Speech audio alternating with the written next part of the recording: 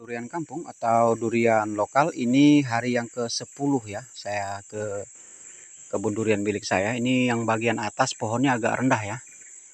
Coba kita lihat bunganya. Nah, ini sudah mengalami proses pembungaan. Ini bakal bunga udah keluar, hampir di setiap percabangan mengeluarkan bakal bunga. Jadi pohon yang masih kecil ini udah mengeluarkan bakal bunga semua. Nanti akan kita periksa di jalur yang bagian sana. Ini yang di depan pondok saja. Kita lihat nih ya. Kita zoom. Nah, ini hampir semua percabangan ini mengeluarkan bakalan bunga. Tinggal tergantung cuaca. Kalau memang curah hujan terlalu tinggi dalam proses penyerbukan itu biasanya kurang baik juga. Jadi ini saya tunjukkan pohonnya. Kalau yang ini bunganya lebih banyak lagi. Nih, setiap percabangan mengeluarkan bakal bunga. Nah, ini mudah-mudahan cuaca mendukung. Jadi semua pohon durian ini ada yang baru seperti apa ya? Kata orang sini seperti mata ketam, itu cukup lebat seperti mata ketam. Kalau yang ini udah hampir sebesar kelereng bunganya. Bunganya itu udah hampir sebesar kelereng. Biasanya kalau udah sebesar kelereng gini, paling 10 hari lagi dia udah melakukan proses penyerbukan. Cuman kalau proses penyerbukan tuh ketika musim hujan, biasanya terjadi proses kerontokan bunga. Nah, ini. Kita lihat hampir semua percabangan mengeluarkan bakal bunga. Pohon yang kemarin saya review ini dia, yang habis saya lakukan pemupukan. Ini yang kemarin saya bersihkan. Supaya nanti kita bisa pantau kebun kita yang bagian sana itu cukup banyak juga mengeluarkan bakal bunga. Nanti coba kita jalani ke area itu. Jadi hampir semua batang mengeluarkan bakal bunga. Cuman karena memang ini sekitar jam 9 pagi ya. Kayaknya belum terlalu jelas untuk kita lihat. Kita coba nanti ketika siang hari, mudah-mudahan cuaca mendukung. Hari ini biasanya di sini terjadi curah hujan yang cukup tinggi dalam waktu 1 minggu terakhir ini. Nah, ini area yang akan kita bersihkan. Ini kita lagi apa namanya? Kita bikin air panas dulu, air hangat. Caranya kita coba sarapan di sini. Ini kita bersihkan biar enak tidurnya. Ini perlengkapan. Kita juga bawa perlengkapan. Itu bensin untuk mesin tebas rumput. Itu RAM seri 510 FAC yang saya beli dari seseorang. Unit second tapi dari impor luar negeri. Kalau nggak salah beliau bilang sama saya dari Jerman sesuai dengan serinya yang saya lihat. Nah, ini kebetulan untuk perkebunan durian milik saya ini air tersedia ya di sana.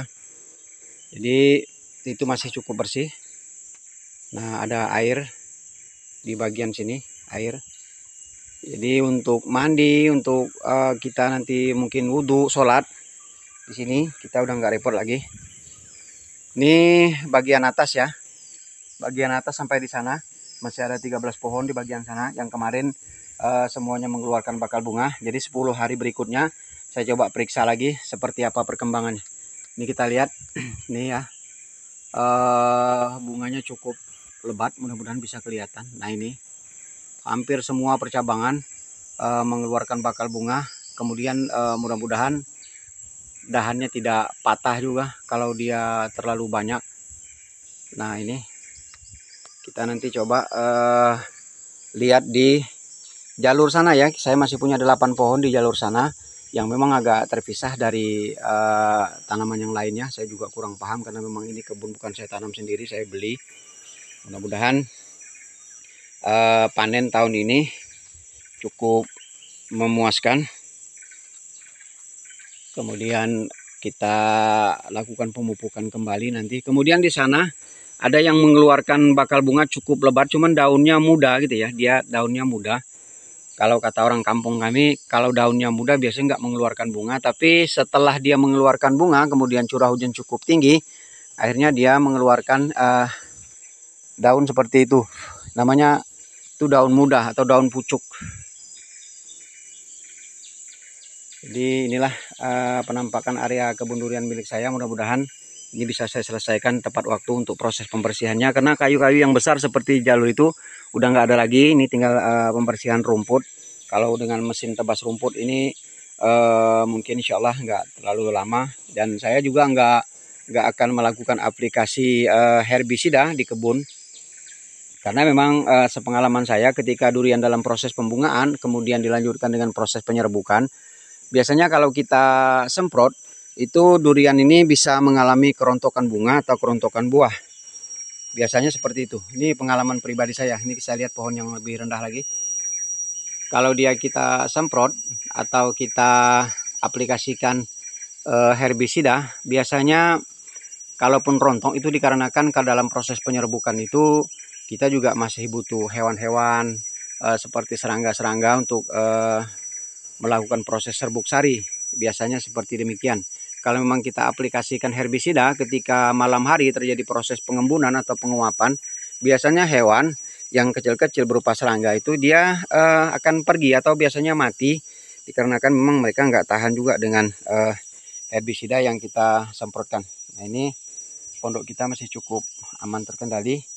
Kita coba bikin sarapan dulu. Saya bekal energen aja sama mie. Saya nggak bawa nasi karena memang saya jarang makan nasi kalau ke hutan sini. Nah, itu ada tempat, ada namanya pohon beringin besar. Biasanya ada buah, burung banyak di situ. Tapi karena memang belum proses pembungaan juga, jadi nanti saya lanjutkan berburu di tempat yang lain aja lah. Oke, saya kira cukup. Mudah-mudahan video ini bermanfaat buat rekan-rekan juga. Mungkin kalau udah panen dipersilakan untuk mampir di sini. Rekan-rekan yang berada di wilayah ini, rekan-rekan dealer juga dipersilakan. Mudah-mudahan ini panennya sesuai dengan keinginan kita. Assalamualaikum warahmatullahi wabarakatuh.